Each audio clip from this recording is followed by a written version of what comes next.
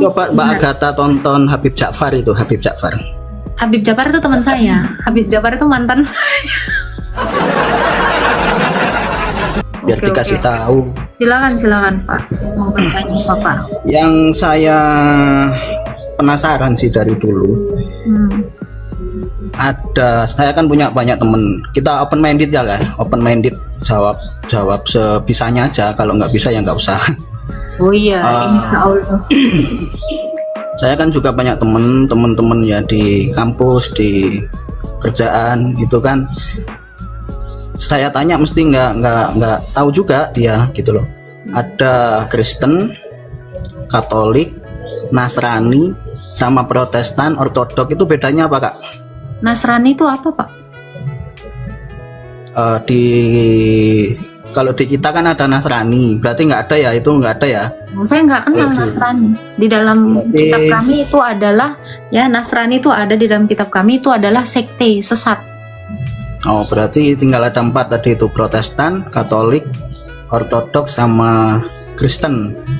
Betul. Katolik Kristen, Protestan Kristen, Ortodok Kristen, lah semua Kristen. Itu tapi teman-teman itu cara ibadahnya kok berbeda ya Kak ya? Iya dong. Coba kayak Sunni sama Syiah kan beda juga Pak. Kalau Syiah tuh cenderung pakai batu kan, bawa batu taruh di sini lalu sujud gitu. Nah, itu Syiah. Kalau Sunni kan nggak pakai batu. Nah itu. Oh. Tapi Syiah Islam. Ya Islam sih. Dia aja nggak mau mengakui gitu loh. Ya wes. Nah. Enggak, maksudnya tapi kan tetap sholat juga gitu loh. Iya, kalau Bapak pakai batu nggak?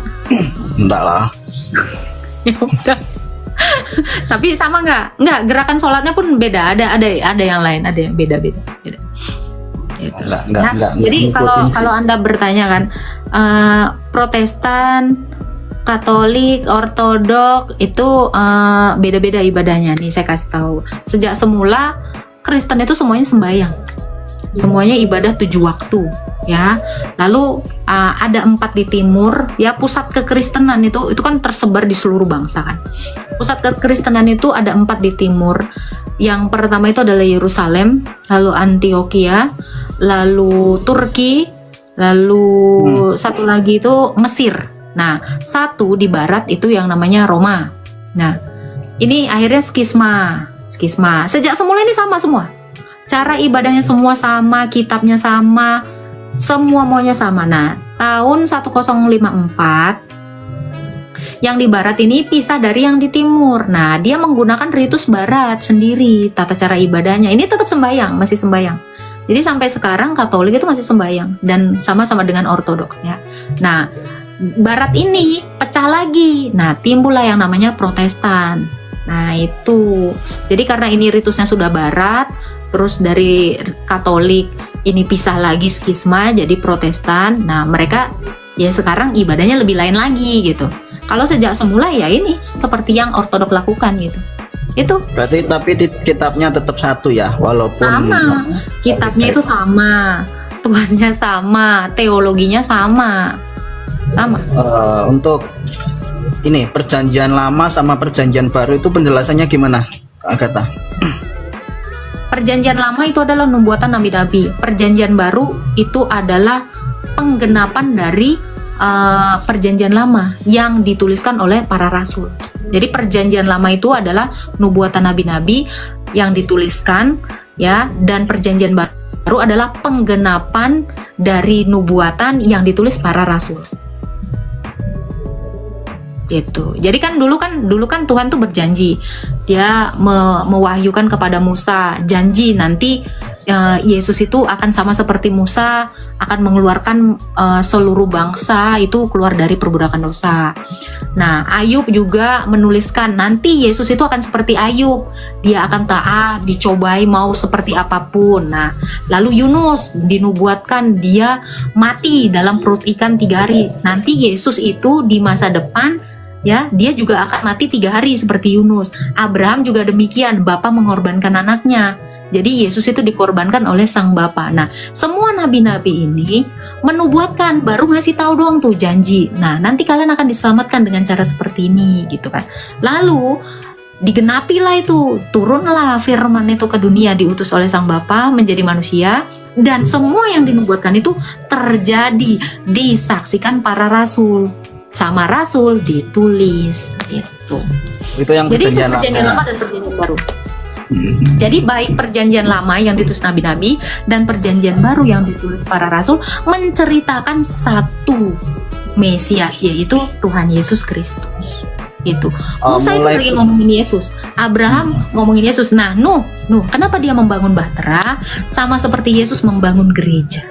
Jadi kisah Nuh itu kan dia membangun bahtera, diketawain orang. Nggak mungkin nanti ada banjir, padahal lagi nih. Nah, sama seperti Yesus 2000 tahun yang lalu juga gitu kan. Aku dirikan gerejaku. Kalian semua yang masuk di dalam kumpulan gerejaku yang adalah tubuhku, kalian semua akan selamat. Jadi Nuh itu adalah tipologi dari Yesus. Kenapa kisah Nuh seperti itu? Ya, menceritakan tentang Yesus. Jadi semua nabi-nabi itu menceritakan tentang Yesus. Tidak ada the one and only Jesus. Itulah iman. Berarti mulai perjanjian lama itu sudah disebutkan namanya itu Yesus gitu ya. Kalau Yesus namanya Kristus nubuatan, Pak, kalau namanya nubuatan itu tidak pernah disebut nama.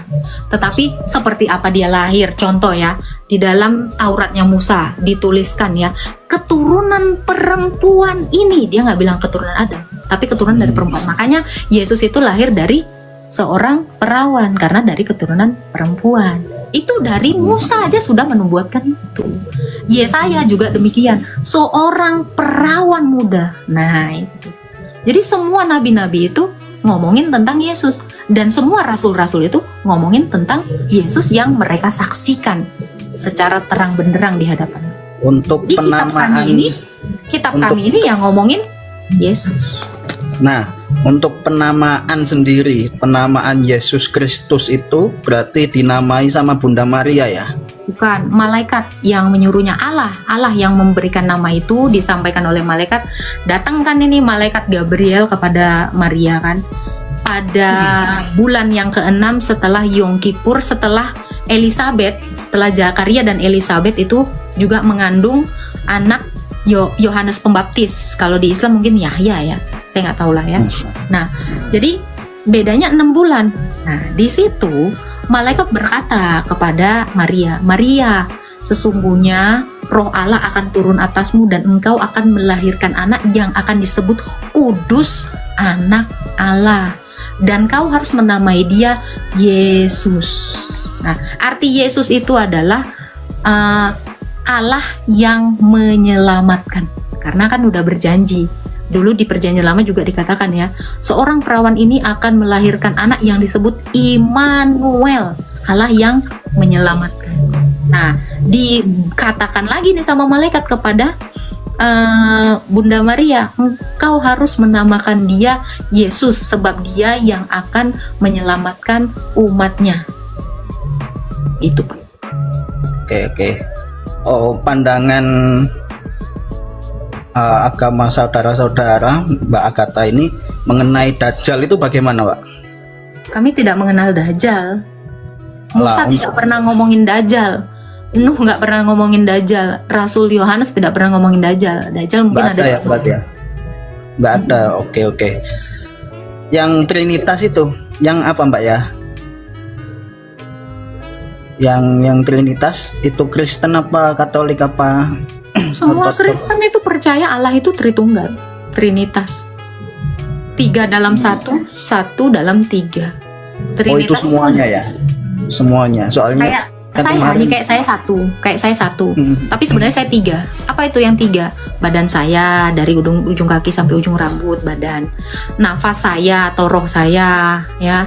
Lalu pikiran saya atau suara saya. Ini 3 dalam 1. Suara saya itu ada di dalam diri saya, roh saya ada di dalam diri saya, dan diri saya ada di dalam roh. Jadi Trinitas itu adalah 3 dalam 1. Nah, saya ini 1. Maka Trinitas adalah satu Allah yang memiliki firman dan roh. Allah itu satu, yang disebut Bapa memiliki firman dan roh. Ini yang namanya Tritunggal. Firman dan roh. Berarti Iya. juga di Alkitab juga diwajibkan untuk mengimani hal yang gaib kan ya Mbak Agatha ya? Mau diwajibkan mengimani yang goib. Allah itu memang goib. Firman Iya, itu adalah berarti- terang yang tak terampiri. Bapa itu adalah terang. Roh itu terang. Ya ini memang Allah itu goib alias roh. Di dalam Alkitab dikatakan Allah adalah kasih. Kasih kelihatan nggak? Nggak kelihatan. Karena kasih itu adalah goib. Allah adalah terang. Terang yang tak terampiri. Terang itu kelihatan nggak? Cahayanya juga menyilaukan. Kita aja kalau ngelihat matahari nggak bisa kan? Yang kita lihat adalah cahaya yang pecah gitu kan, sinar yang terpecah-pecah itu yang kita lihat sehingga memancar gitu dan menerangi gitu. Kalau kita lihat matahari ya kita nggak bisa ngeliat. Jadi Allah adalah roh, Allah adalah kasih, Allah adalah terang yang tak terhampiri, Allah adalah api yang menghanguskan. Nah itu. Jadi Allah kami itu memang goib, tidak pernah kelihatan Allah kami.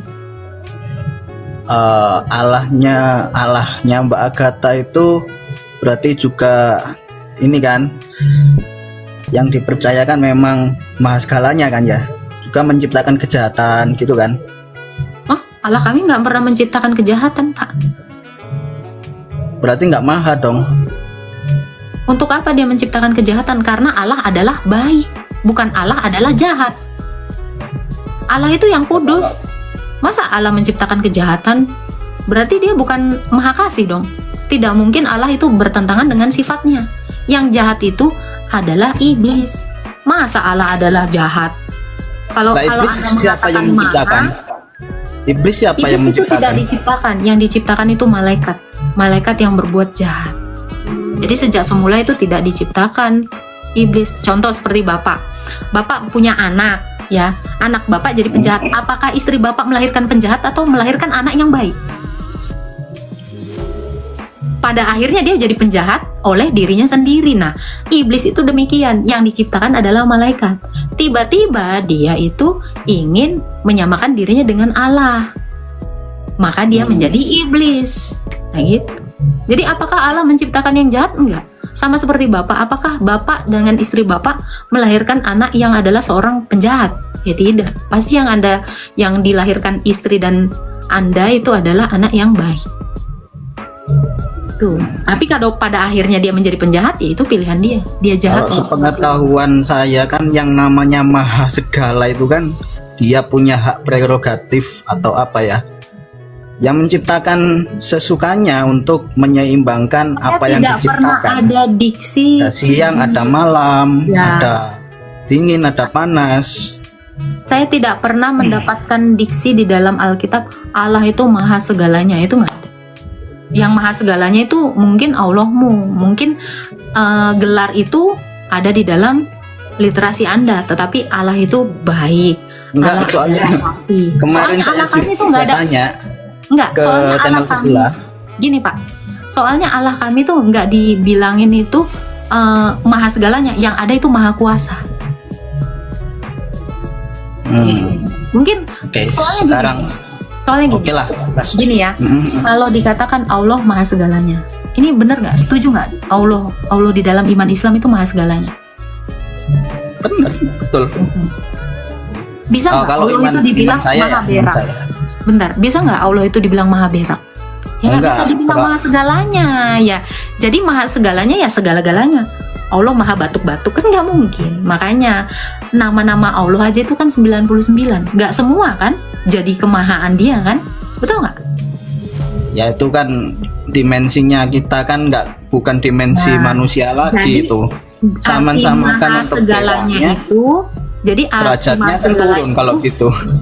Bentar, jadi Allah maha segalanya itu bukan artinya segala sesuatu itu ada dia. Allah maha penjahat, kan nggak gitu. Maksudnya dari Allah maha segalanya itu adalah segala-galanya ini adalah bersumber dari dia. Itu. Oke. Untuk penciptaan Adam ke Agatha gimana itu ceritanya di Alkitab? Adam diciptakan dari tanah ya. Allah itu diciptakan dari tanah, dari debu tanah, ditiupkan roh Allah sehingga Adam itu hidup. Kalau penciptaan, Kak Agatha pernah belajar itu enggak, Apa tuh? bukunya Dr. Hawkins Nggak tahu. Apa isinya? yang Force and Power itu? Jadi tingkat emosi dan tingkat kebatinan. Kak Agatha pernah meditasi enggak? Nggak. Nggak pernah. Jadi semua yang ada di Alkitab itu ini tanya ya, nggak boleh ada yang tersinggung, nggak boleh ada yang baper, sama-sama ingin belajar. Itu semuanya pakai logika ya. Mhm. Kira-kira pakai, maksudnya harus Iya, pakai dong. logika. Soalnya kemarin Betul, saya itu tanya, Betul, betul. kemarin saya itu tanya bukan tanya ya, namanya Yesus itu juga. bahkan bilang gini, Pak, kasihilah Tuhan Allahmu dengan segenap akal budimu dan dengan segenap pikiranmu. Jadi mengasihi Allah, mengenal Allah itu memang harus dengan akal budi. Nggak bisa asal imani aja gitu kan. Kayak kita beli kucing dalam karung, kami nggak dibolehin itu. Yesus sendiri bilang gitu. Kamu menyembah Allah yang tidak kamu kenal, kami menyembah Allah yang kami kenal. Jadi kami percaya kepada Tritunggal itu bukan karena kami asal sekedar imani, karena kami mengerti. Karena kami mengenal. Makanya kita ditanya pun kita selalu apa? Memberi pertanggungjawaban atas iman kami. Yesus itu nyuruh kami itu berakal, berapologetika namanya. Berarti untuk yang belum diketahui kita lah, seperti alam ruh setelah kematian itu dijelaskan, belum terlihat itu kitab yang masih dimensi materi ini, masih dimensi. Kalau tentang alam setelah mati itu udah dijelaskan. Kenapa? Karena Yesus itu membangkitkan Lazarus. Yesus sendiri itu sudah turun ke dunia orang mati. Jadi bahkan kami ini sudah tahu kami itu berakhir seperti apa. Kenapa? Karena Yesus itu 2000 tahun yang lalu yang adalah yang ilahi turun ke dunia mengambil rupa manusia. Dia turun ke dalam dunia orang mati. Seperti apa nanti mati? Makanya di dalam Alkitab kami itu dijelaskan. Contohnya kayak Lazarus yang sudah dibangkitkan 4 hari mati sama Yesus. Ya, dia itu mati dituntun oleh malaikat ke sorga. Sementara orang kaya yang bersama-sama dengan Lazarus itu juga mati, dituntut iblis menuju Tartarus. Nah, setelah itu dari sana, nah itu dia disatukan kembali, dibangkitkan kembali, disatukan dengan tubuhnya, dan nanti kami akan dihidupkan. Itulah yang namanya kebangkitan. Demikian Kristus seperti itu. Makanya dia mati, rohnya itu turun ke dalam dunia orang mati dan membebaskan termasuk Adam, Hawa, Abraham, semua orang-orang nabi-nabi di Perjanjian Lama itu dibebaskan oleh Yesus, dibawa ke Firdaus. Ada semua ini yang saya jelaskan ini ada di dalam Alkitab. Nah, dibawa ke Firdaus, di sana menantikan mereka itu untuk dibangkitkan. Jadi kami tahu seperti apa alam setelah kami nanti mati dan bangkit. Kenapa? Karena Yesus itu sudah membuktikannya. Makanya kami itu bisa menjelaskannya di dalam kitab kami ini. Jadi kami bukan nggak tahu nanti seperti apa penghakiman itu. Tahu, makanya kami itu tidak percaya orang itu ke neraka dulu baru nanti masuk surga, enggak gitu. Karena Yesus tidak menjelaskan demikian. Karena dia sudah dari dunia orang mati. Dan ketika dia dikuburkan itu nggak ada acara manrobuka, manabiuka. Itu kocak karena belum ada juga orang yang keluar dari kubur. Gua dulu ditanyain kayak gitu. Lazarus tidak pernah berkata seperti itu. Gitu. Jadi iman kami, dasar iman kami ini tidak prematur, tetapi benar-benar pasti, terbukti, pakai otak dan logika. Gitu. Ya, itu kan dia kan bangkit pada hari yang ketiga. Ya. Nah, kalau Bapak sendiri tuh di dalam iman Islam gimana kira-kira? Apanya yang gimana? Nah, setelah mati nanti itu benar nggak sih ada yang kisah macam-macam perawan itu kan lagi rame, terus gitu Kalau saya itu melewati namanya cinta. Sirotol Mustaqim gitu. Ya. Itu entah yang mana itu ceritanya. Kalau kita itu yang namanya ada itu juga di bukunya Dr. Hawkins sendiri, dia juga beragama Katolik kalau nggak salah. Coba nanti habis ini Mbak Agatha mungkin bisa baca-baca. Itu Gini ada Pak, salah iman kami satunya. ini gini, Dokter Hawking entah siapapun itu, kami tidak beriman kepada itu. Kami beriman kepada Yesus, dan Yesus bilang apa? Kamu memuridkan semua manusia itu di dalam gereja. Jadi Hawking yang Anda bilang itu kami tidak beriman kepada dia. Itu kan narasi Iman. dia. Namanya belajar masa kita Iya, kita mau karena gini, bikin Pak. mie goreng. Harus Karena beriman. gini loh, karena gini Pak, dasar iman kami itu adalah apa yang diajarkan para rasul. Karena Yesus itu sendiri bilang di dalam Galatia 1 ayat 8 dan 9, dia berkata gini, jikalau seseorang di antara kami atau malaikat dari sorga sekalipun, ini bukan Hawking lagi, malaikat dari sorga sekalipun, kalau dia memberitakan Injil yang berbeda dari apa yang kami beritakan kepadamu, terkutuklah dia. Sekali lagi kukatakan ayat 9-nya, jikalau ada seseorang, tadi malaikat atau para rasul yang aneh, ini rasul aja kalau bertentangan ini dibilang terkutuk, langsung auto neraka, ya.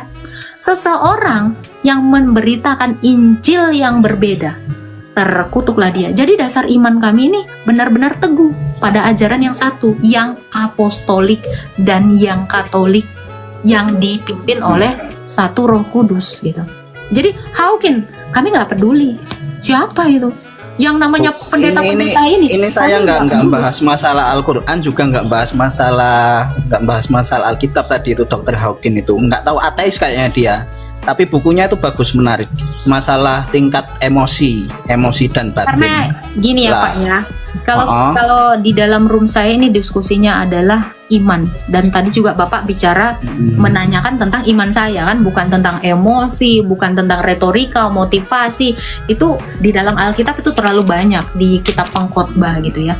Tetapi satu hal yang harus Bapak tahu, dasar iman kami itu adalah yang diajarkan para rasul. Karena Yesus sendiri bilang, ya, Petrus nih kepada rasulnya, dia bilang, di atas batu karang ini kudirikan gerejaku. Gembalakanlah semua orang-orang, ya, pergi dan jadikanlah semua bangsa muridku, dan ajarlah mereka melakukan segala sesuatu yang aku perintahkan, dan ketahuilah aku senantiasa menyertai kamu sampai akhir zaman. Jadi yang berotoritas untuk kami imani itu adalah yang diberitakan para rasul. Di luar itu Pak, itu adalah ajaran setan. Itu. Jadi motivasi itu kami tidak beriman kepada itu. Kenapa? Karena kata-kata indah, filsafat kosong itu hanya menyenangkan telinga, tetapi tidak membawa keselamatan. Karena keselamatan itu hanya dinyatakan oleh Yesus. Karena Yesus sudah membuktikan keselamatan itu 2000 tahun yang lalu dengan cara mati dan bangkit pada hari yang ketiga sesuai dengan nubuatan di dalam kitab suci. Itu kan. Untuk penyaliban itu di Perjanjian Lama juga disebutkan ya. Disebutkan Ulangan 21 ayat 23, Musa bahkan sudah menubuatkan ada yang disalib. Padahal di dalam bangsa Israel ya tidak ada hukum salib. Tetapi kenapa Musa menuliskan ada penyaliban? Karena Allah itu sendiri menubuatkan 2000 tahun yang lalu akan ada masanya Israel itu di bawah pemerintahan Romawi, dan hukum yang berlaku saat itu adalah salib. Jadi semua salib itu ada di dalam Perjanjian Lama. Mazmur Daud juga menubuatkan yang sama, kaki dan tangannya terpaku. Nah, jadi dia disalibkan dengan cara dipakukan itu di atas tiang kayu salib. Dulu itu saya sering lihat The Passion of Christ. Itu apa namanya, ceritanya sama Alkitab itu valid kah? Iya dong. Mereka itu based on Alkitab. Apa yang difilmkan itu sesuai dengan apa yang tertulis di dalam Alkitab. Ya, jadi apa yang dikatakan Yesus itu sebenarnya yang ada di Alkitab itu diperankan kembali gitu. Walau kami itu tidak ini ya sedih sih kalau ngelihatnya itu ya kayak seperti menghadirkan kembali peristiwa itu gitu. Ya, peristiwa 2000 tahun yang lalu. Advent, punya teman Advent juga saya Kak. Itu gimana? Saya nggak tahu Advent itu apa. Nggak tahu ya. No komen kalau Advent. Soalnya ya Kristen juga tapi nggak tahu Advent gitu katanya. Di sini di daerah Jawa Timur ada dia. Ya, kalau ngaku-ngaku semua boleh ngaku-ngaku, Pak. Tetapi yang benar itu adalah Kristus. Gitu. Jadi gitu, Pak. Makanya baik Protestan, baik Katolik, baik Ortodoks itu pengakuan imannya adalah pengakuan iman rasuli atau pengakuan iman Nikea. Kami beriman kepada yang diberitakan para rasul. Nih, boleh ditanya, ada pengakuan iman rasuli, nah itu pengakuan iman kami. Katolik juga gitu, Ortodoks juga gitu. Jadi semua dasar iman kami apa yang diajarkan rasul. Di luar dari apa yang diajarkan rasul kami tidak beriman. Itu ajaran sesat. Oke. Kesimpulannya tadi saya akan tanya masalah 3 itu ortodok sama berarti Nasrani udah nggak ada ya di Alkitab memang. Nasrani itu sekte sesat, memang sekte sesat. Nah, yang dibawa dalam Quran itu juga kan. Bentar, yang dibawa di dalam Quran itu juga kan Nasrani kan, yang di komen Allah juga Nasrani kan, bukan Kristen kan? Ya, Nasrani memang. Nggak ada kata Kristen Ya, makanya kami kira itu ada kesamaan. Bukan. Terus apalagi tadi itu Dajjal berarti nggak ada. Oke, nama Yesus itu dari malaikat. Terus Tapi kalau saya boleh nanya ya Pak, ini pertanyaan saya dari tadi. Kira-kira penulis pertama Quran itu siapa sih Pak? Penulis pertama Al-Quran itu sahabat Utsman bin Affan. Itu bukan penulis sih. Beliau Sayyidina Utsman bin Affan itu mengumpulkan dari sahabat-sahabat lain yang pernah berinteraksi dengan Rasulullah itu mengumpulkan mushafnya baru ditulis. Jadi untuk penulis penulisnya pertama mushaf itu yang saya tanya. Penulis pertama mushaf Quran itu siapa? Kalau syamilnya saya belum mengetahui memang. Tadi kan sudah Tadi kan sudah dikatakan di awal kalau nggak tahu ya bilang nggak tahu ya. Terus terang memang saya belum tahu. Cuman untuk yang mengumpulkan semua mushafnya itu di zaman Khalifah Utsman bin Affan seperti itu. Shalom, assalamualaikum. Waalaikumsalam warahmatullahi. Ya boleh bantu masnya nggak?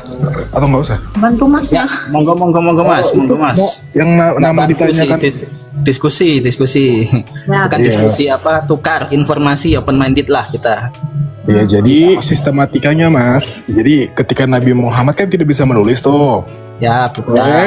Tadi dia berkata tentang wahyu yang diturunkan, yang nulis siapa namanya? Zaid bin Sabit. Oh itu aja. Ya, betul. Oh, jadi penulis pertama mushaf itu Said bin Thabit. Nah, itu kira-kira mushafnya itu ada nggak sih sampai sekarang? Maksudnya? Nah, mushafnya itu karena gini kan, kayak saya tuh beriman kepada apa yang dituliskan para rasul karena memang para rasul mengajarkan itu, dan itu universal atau Katolik diajarkan ke semua gereja gitu. Penulisnya jelas. Contoh kayak 4 Injil sinoptik, Matius, Markus, Lukas, Yohanes. Ini penulisnya dengan nama ini. Ya, jadi penulis Injil itu adalah Matius, makanya namanya Injil Matius, Markus, Lukas, dan Yohanes. Nah, ini kan jelas orang-orangnya, tahunnya pun kita bisa dapat ketahui gitu kan, penulisannya jelas. Nah, Quran sendiri nih, kan Anda beriman kepada Quran ya, dalam rukun iman percaya kitab-kitab ya Pak ya, betul nggak? Betul. Nah, beriman kepada kitab-kitab. Nah, tadi kan kita ngomong kan, kita tuh beriman karena ada pengenalan baru beriman kan, tidak iman buta gitu menggunakan akal gitu.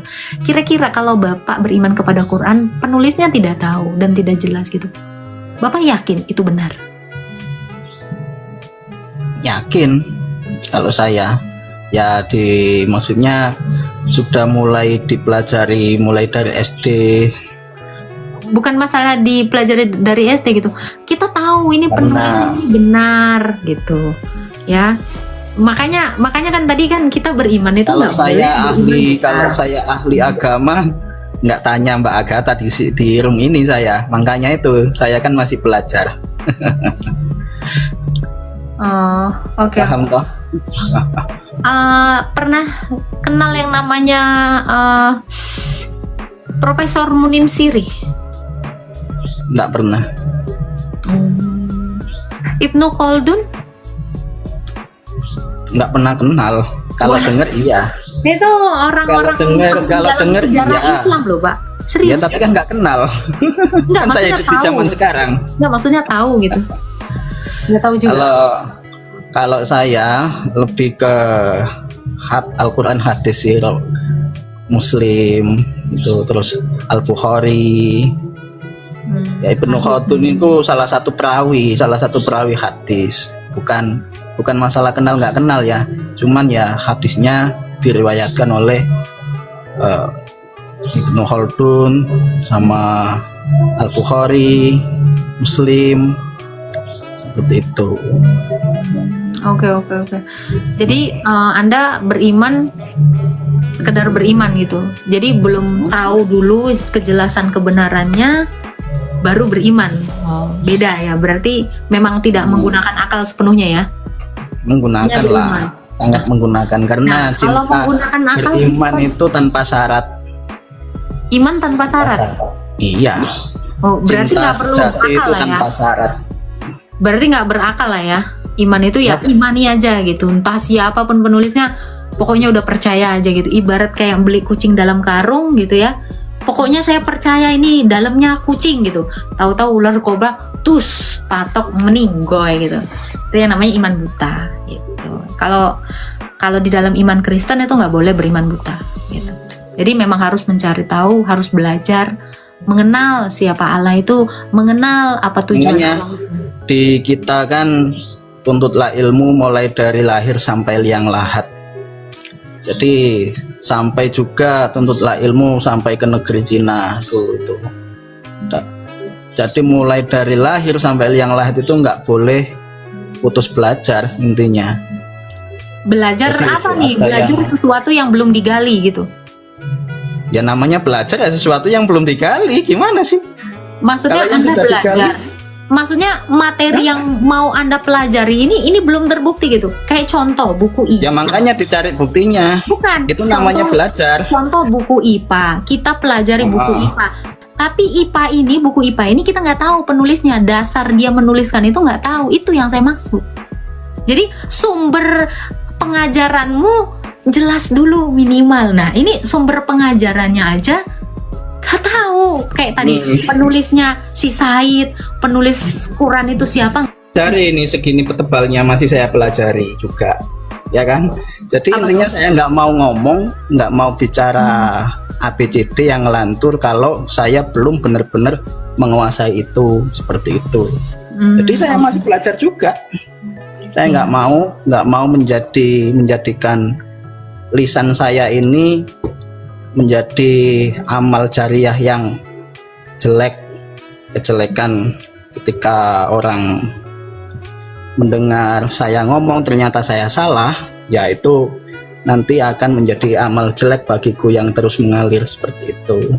Nah itu kebanyakan sekarang ini orang tuh belajar dari yang dia bahkan kalau ditanya ya, nih Pak Ustadz siapa penulis ini Al-Baqarah? Nggak tahu, tapi tahu-tahu dia udah mengajar aja, semua materi diajarin, tapi dia nggak tahu sumbernya ini dari mana. Itu yang maksud saya gitu, sumber materi ini. Makanya saya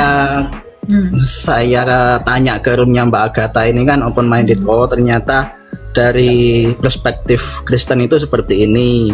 Nanti saya sambungkan di perspektif Islamnya, perspektif agama lainnya. Saya belajar semua loh Mbak, Hindu, Buddha juga saya pelajari kalau saya. Makanya namanya itu pejuang hijrah. Masih pejuang saya ini. Belum Mas hijrah. boleh tanya nggak Mas? Ya monggo. Iseng doang Mas. Saya kan Kristen nih.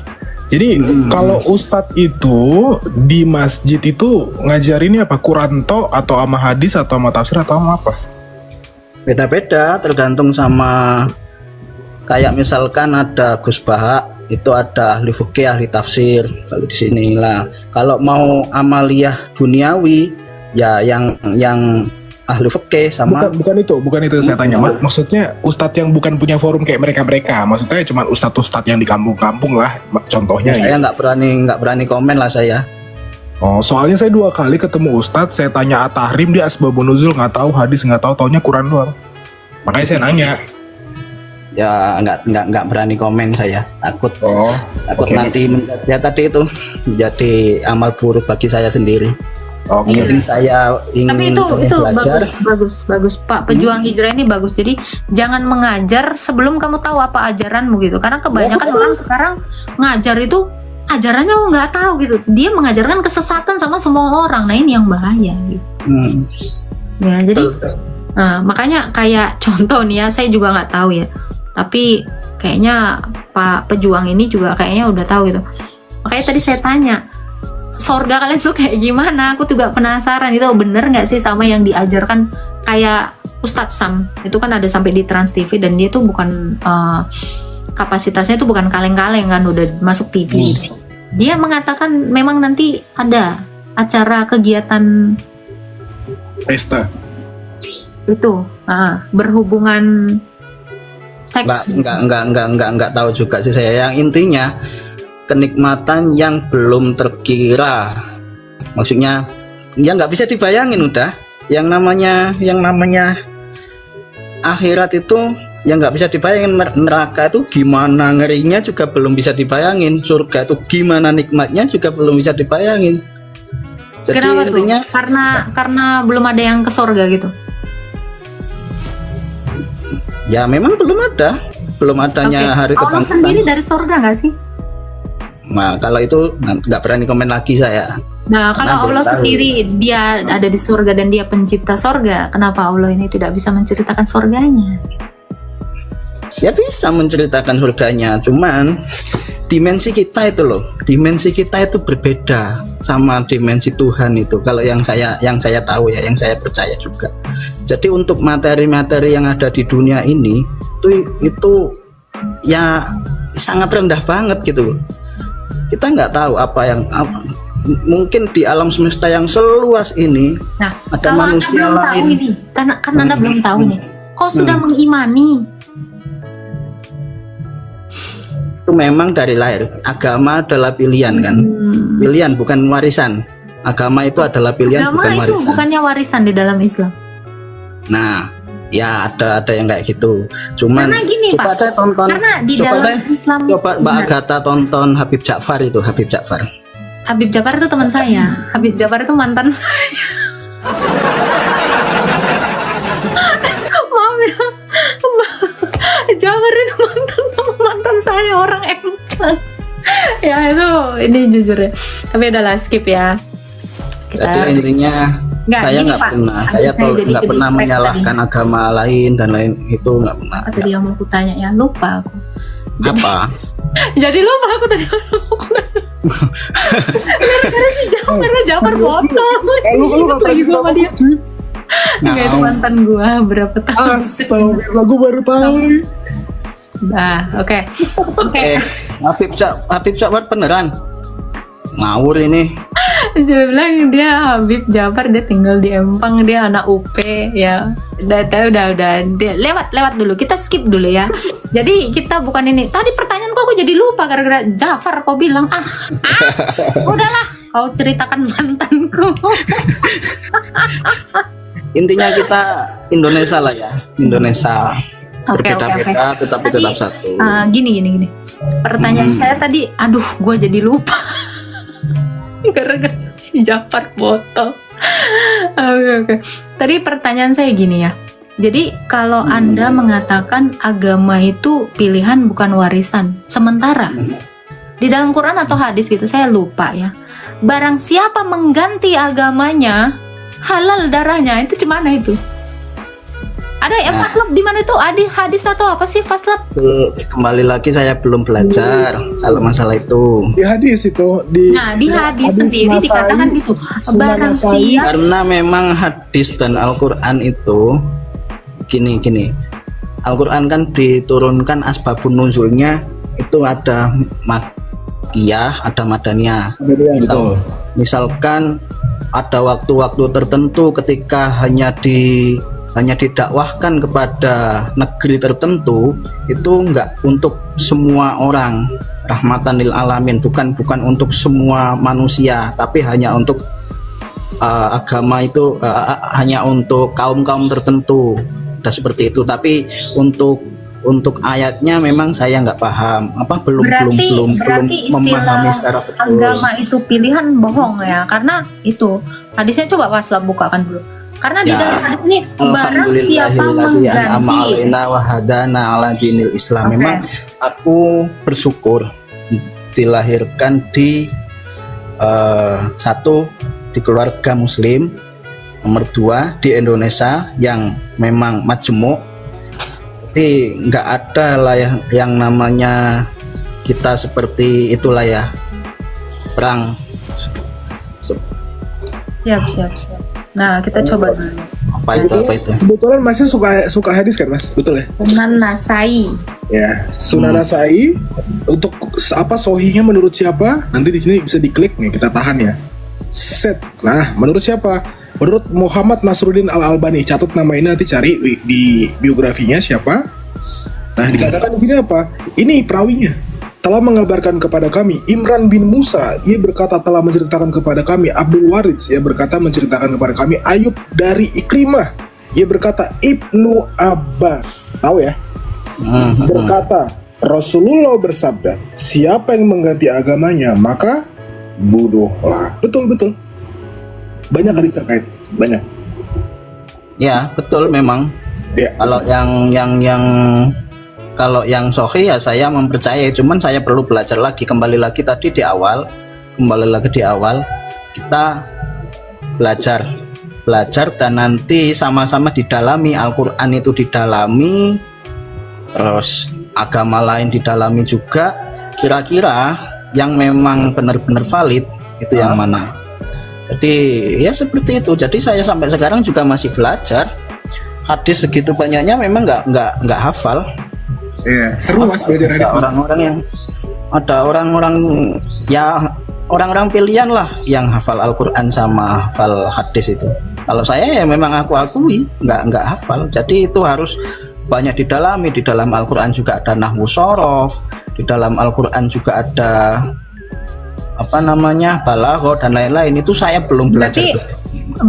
Berarti kalau agama itu pilihan, Anda dapat ini narasi ini dari mana, pemahaman ini dari mana? Sementara dalam Islam sendiri tuh nggak boleh kan milih agama, harus gitu.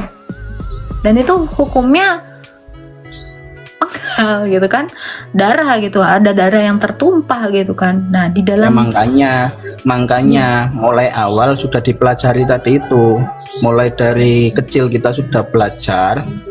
Biar kita benar-benar yakin dengan agama yang dipilih, diwariskan, seperti itu loh. Pada kenyataannya ada nggak satu orang ya, nih saya nggak enak juga, udah almarhum nih ya, dia juga udah murtad ya kan ya. Jadi semakin cari tahu tentang agama Islam, sebenarnya banyak orang yang semakin murtad gitu ya. Kenapa? Karena memang ketika mereka menggali ya banyak yang tidak ada benang merahnya ke zaman-zaman sebelumnya gitu loh. Kayak kayak sesuatu yang ditambah-tambahkan, hanya menempel konfirmasi gitu kan. Kayak contoh kayak Al-Baqarah 144. Nah, ini saya bingung gitu ya. Ketika saya tadi kan mulai awal kan itu kan Mbak Agatha ingin bertanya perspektifnya bagaimana, bukan ingin berdebat seperti itu kan. Enggak, ini bukan berdebat gitu kan. Karena Pak Pejuang juga kan ini lagi belajar. Nah, mungkin ini kita bisa sharing dari sekedar yang saya tahu setelah setahun lebih pacaran sama. Astaga Tuhan. Ya gitulah Pak. Jadi saya juga Habib Ja'far tahu bilangin gitu, Habib Ja'far lo nanti. Ya karena memang saya memang dari Islam kan. Saya memang dari Islam. Dan aduh Jagurdut, nanti jangan di ini ya, namanya Ja'far dipotong. Jangan ditampilin di YouTube ya, please. Nih kalau Jagurdut sampai keluar ini aduh bahaya. Nah, ini ya Pak ya. Nah, ini sendiri di dalam Al-Baqarah sendiri gitu ya. Saya pakai dari Quran NU Mas ya. Ya, oke. Ya, balik lagi kan, saya kan tadi sudah bilang kalau saya itu bukan ahli agama. Jadi itu Nah, ada ini yang nih. Enggak apa-apa, Bang. Ini kita ajarin aja ya. Nah, di sini. Sungguh Oh. kami melihat dalam kurung Nabi Muhammad sering menengadah ke langit, maka pasti akan kami palingkan engkau ke kiblat yang engkau sukai. Lalu hadapkanlah wajahmu ke arah Masjidil Haram. Nah, ini saya nggak tahu ini Masjidil Haram ini di mana, apa udah ada pembangunan masjid atau belum. Ini kalau diselidiki kagak ada ya. Dimanapun kamu sekalian berada, hadapkanlah wajahmu ke arah itu. Sesungguhnya orang-orang yang diberikan kitab ya mengetahui bahwa pemindahan kiblat ke Masjidil Haram ini adalah kebenaran dari Tuhan mereka. Nah, ini kan minta validasi nih. Ini kan dikatakan itu adalah kebenaran dari Tuhan mereka. Nah, ini Tuhan yang mana ini? Allah kenapa minta validasi ke Tuhan yang diberikan kitab-kitab Oke. sebelumnya? Mas, ini lebih jelas nih. Tafsir.web ya. Nih, ada Nasrani dan Yahudi. Tuh. Oh, ini apa ini? Dan sesungguhnya orang-orang Yahudi dan Nasrani yang diberi Alkitab, Taurat dan Injil memang mengetahui bahwa berpaling ke Masjidil Haram itu adalah benar dari Tuhannya. Nah, ini nih, kenapa Allah ini seolah-olah minta validasi kepada pemilik Injil dan Taurat sebelumnya gitu, dan itu kebenaran dari Tuhan mereka. Nah, ini yang makanya saya bilang, ya memang itu kitabnya dari Allah yang satu. yang mana kitab yang mana itu, Pak? Injil dan Taurat. Ya kita mengimaninya itu. Nah, Injil Taurat, dan Taurat Injil, ini Zabur, mana Al-Quran. gitu loh. Kan Anda mengimani Injil dan Taurat. Nah, Injilnya ini mana, Tauratnya ini mana gitu. Lah ya Karena makanya tadi itu. saya sudah jelaskan Alkitab kami. Jadi makanya jangan nebeng ke kitab kami, karena kitab kami ini yang nulis nabi-nabi, yang mengkanon itu juga para bapak-bapak gereja gitu loh, melalui konsili gitu. Jangan nanti nengoknya di sini gitu loh. Ini kitab orangnya Kristen. Enggak nengok. Siapa yang nengok? Karena gini ya. Jadi kan makanya kan tadi itu kan Kayak contohnya gini ya Pak ya, salah satu contoh ya. enggak. Yakinkah kira-kira kalau itu memang apa namanya? Ya tadi itu yang saya tanya, kenapa Nasrani kok Nasrani enggak ada. Kenapa Katolik, Ortodok, Kristen itu kok ibadahnya berbeda-beda dan lain-lain. Itu kan itu ya apa namanya? Itu kan tadi sudah saya jelaskan, nggak usah balik lagi. Nah, yang saya tanyakan itu ini loh, kenapa Allah gitu ya minta validasi pada nabi-nabi yang sebelumnya gitu. Saya masih bingung ini. Kenapa bisa demikian gitu? Sampai itu turun ayat kan? Itu sampai dijadikan ayat. Dan ayat yang tidak tervalidasi. Makanya saya bingung. Anda mau mempelajari sesuatu yang sumbernya pun Anda belum tahu gitu. Gitu loh. Jadi Anda selidiki dulu source-nya ini apa gitu. Baru Anda pelajari apa yang materi yang sudah disediakan gitu. Makanya saya banyak sekali ragu gitu di dalam ini, makanya harapan saya ya untuk semua orang Islam tafsir Al-Quran di Indonesia, maksudnya kiai-kiai, ulama-ulama yang bisa tafsir Al-Quran itu nggak banyak, mungkin hanya 5% lah, 5% dari lah. Itu nanti kalau mau belajar tafsir Al-Quran kita ke sana kita ke sana untuk ya belajarnya lah, intinya belajarnya kita ke sana. Beda lagi sama ahli hadis, beda lagi sama ahli muamalah atau dunia jual beli dan lain-lain. Sampai kalau di Islam sampai hal terkecil pun diatur, masuk kamar mandi pun kaki kiri dulu, keluar kaki kanan. Itu tuh gini diatur. Pak ya. Kalau hal-hal perintilan kayak gitu ya, itu tidak menyelamatkan itu hal yang kayak kita sebelum ada agama pun orang itu udah tahu gitu.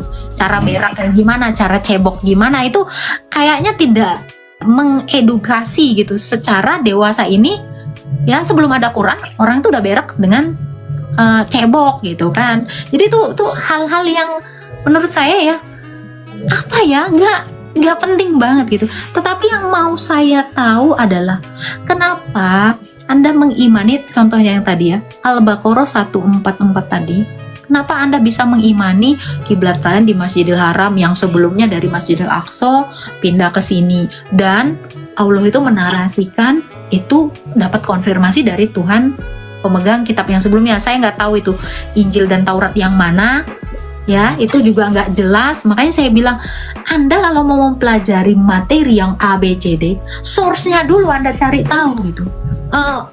Dari mana sumbernya ini dulu harus Anda ketahui gitu. Jadi Iya, karena jangan Anda semua di kita Jadi itu gini, nggak Bang, jadi gini, Bang. harus pakai logika sih. ya, Karena nah, dimensinya Anda kan nggak berbeda. pakai logika. Anda kan tiba-tiba gini, Bang. Logika itu bukan gini, Bang. Logika itu bukan udah ada buku terus saya pelajari. Logika itu cari sumber buku ini dari mana. Bener nggak? Valid nggak? Baru Anda pelajari secara runut sistematis gitu. Sumbernya dulu cari tahu. Ini penulisnya siapa? Jelas nggak? Loh, penulisnya nggak jelas. Ibarat kita kayak baca surat kabar, jawab, oh si ini diperkosa begini banyak. Sumbernya nggak jelas. Kalau kita berakal, Ya, kita yakin cari tahu dulu. sumbernya Ini siapa yang Al-Quran dan hadis itu jelas. Cuman saya yang belum belajar. Enggak, bukan Anda yang belum belajar. Kalau kita lihat ya Pak ya. Ini saya serahkan ke Pak Prof lah. Saya mau masak nasi dulu ya. Pak Prof, tadi mungkin nyimak di bawah. Baru masuk. Tadi belum ngikutin sepenuhnya. Nah itu sih tadi itu pertanyaan saya gitu ya. Kalau Anda mempelajari sudah ada materinya, ya itu Anda sudah beriman sepenuhnya gitu sama yang mau Anda pelajari. Tetapi Anda tidak mau cari tahu dulu sumber materi yang Anda mau pelajari.